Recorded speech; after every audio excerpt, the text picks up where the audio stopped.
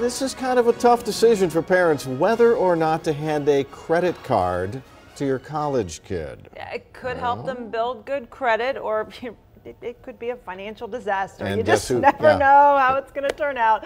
Fox consumer reporter Steve Noviello says the old credit card game on campus has really changed, right? Yeah, you know, quite a bit. The 2009 Card Act really helps to protect your student who's going off to college as far as credit card companies go.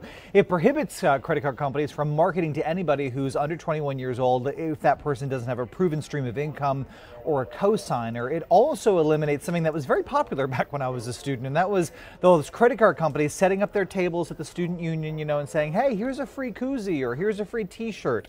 And in exchange, now you're going to pay us 25% interest on a credit card that you probably can't afford. So those things are off the table. So there is some protection. No worries that suddenly your student is going to come home and say, oh, by the way, I've got a credit card.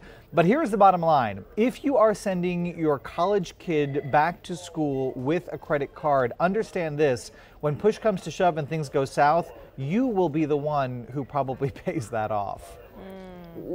Don't they apply on their own? I mean, they're 21 years old. Okay, if the credit card company is going to give them the card, shouldn't Citibank or Bank of America or whoever be the ones that take the risk? Not me. Well, you know, here's a couple things. First up, we're talking about the majority of these people are not going to be 21. You know, college students, you know, on the higher end in their senior year will be 21 or 22 years old. But for a lot of these folks, we're talking about 18, 19, 20 years old.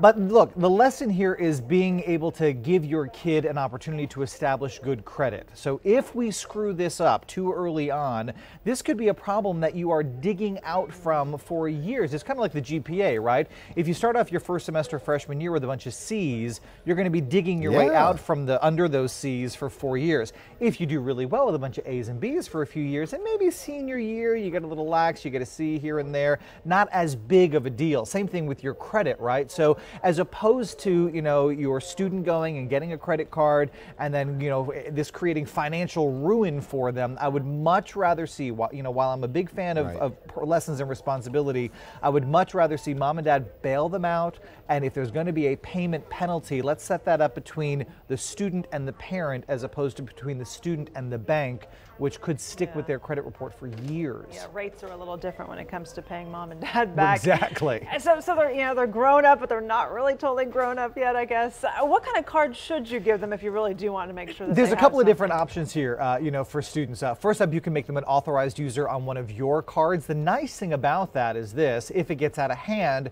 you can cut them off immediately. They also should get credit not only for their good repayment history, but for your good repayment history as well.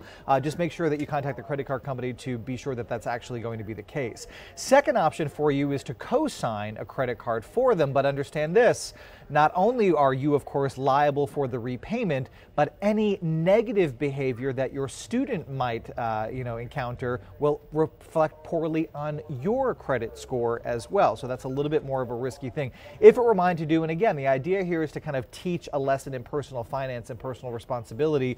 So go out and get your student a prepaid credit card, load some cash on the front end as collateral. That way the spending is limited. There's also that kind of cushion there, right? But regardless of what you do, I really want to encourage moms and dads to have a conversation with your kids about responsible spending and responsible credit. You know, you would never just hand over the keys to the car and say, good luck, I hope you know how to drive. But for some reason, when it comes to spending money, we say, here's a credit card, best of luck. You know, not a good idea. Thanks, Steve.